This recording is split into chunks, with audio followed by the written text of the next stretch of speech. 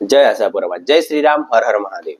આજના નવા વિડીયોમાં તમારું સ્વાગત છે. હું તમારો હોસ્ટ આશીષ કુમાર વારિયા અને તમે જોઈ રહ્યા છો સ્પોર્ટ્સ ગુજરાતી ચેનલ. આપણે પ્રિવ્યુ કરીએ છીએ વીક 2 વીકેન્ડમાં Gujarat Titans versus Mumbai Indians match, Delhi Capitals versus Sunrisers Hyderabad એ વિશાખાપટ્ટનમમાં રમાશે અને Rajasthan Royals versus Chennai Super Kings એ ગુવાહાટીમાં રમાશે. મુંબઈ ઇન્ડિયન્સ અને જીટી વચ્ચે રમાશે અમદાવાદમાં મેચ. આ મેચમાં બંને ટીમો પોતાની પહેલી મેચ હારી ગઈ છે. જીટીએ પંજાબ સામે જબરજસ્ત મેચ રમી હતી, પણ પંજાબ સામે 11 રનથી હારી ગયું હતું અને મુંબઈ ઇન્ડિયન્સ સીએસકે સામે પોતાની મેચમાં છેલ્લી ઓવર સુધી લઈ ગયું હતું. એ 4 વિકેટથી હારી ગયું હતું. દિલ્હી કેપિટલ્સ અને સનરાઇઝર્સ હૈદરાબાદ. દિલ્હી કેપિટલ્સે એલએસજી સામેની મેચ થ્રિલર મેચ, પહેલી આઈપીએલ 2018-2025ની થ્રિલર મેચમાં 1 વિકેટથી જીતી ગયો હતો. જબરજસ્ત બેટિંગ કરી હતી. આશુતોષ શર્માની વાત કરવામાં આવે, એ બહુ ખતરનાક બેટિંગ કરી હતી. પછી ક્રિસ્ટન સ્ટોપ્સ જેવા પ્લેયરોએ જબરજસ્ત બેટિંગ કરી હતી. તેથી ડીસીનો કેપ્ટન છે અક્ષર પટેલ.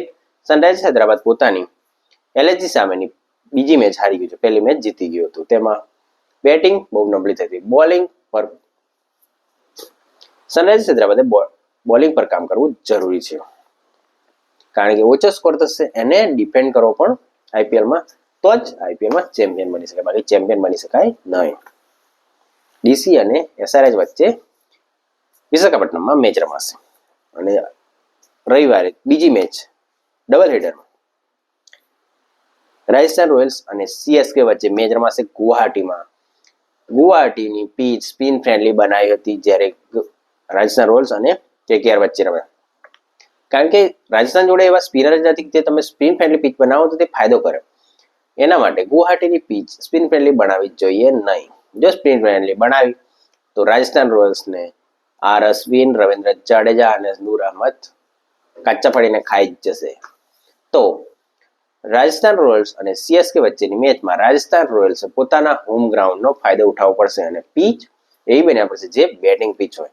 બેટિંગ પીચ હશે તો ચેન્નાઈ સુપર કિંગ્સને હરાવવું સહેલું છે, કારણ કે ચેન્નાઈ સુપર કિંગ્સ પાસે ઋતુરાજ ગાયકવાડ અને રચિન રવિન્દ્ર સિવાય કોઈ એવો બેટ્સમેન જ નથી જે રન બનાવી શકે. ધોની કાલે આરસીબી સામેની મેચમાં 9મા નંબર પર આવ્યો. યાર આરસીબી પછી આવ્યો.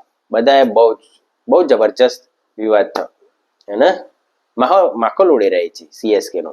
એ ધોનીને શું ખાલી વિકેટ કીપિંગ માટે અને ખાલી બ્રાન્ડ માટે જ રાખવામાં આવ્યો છે, એનો વિવાદ થઈ રહ્યો છે.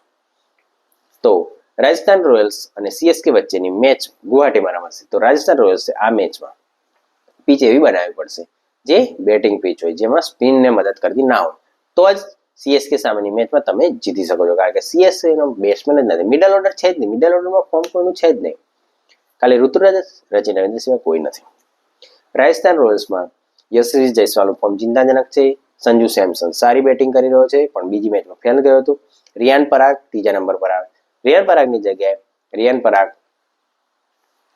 4થા નંબર પર આવે છે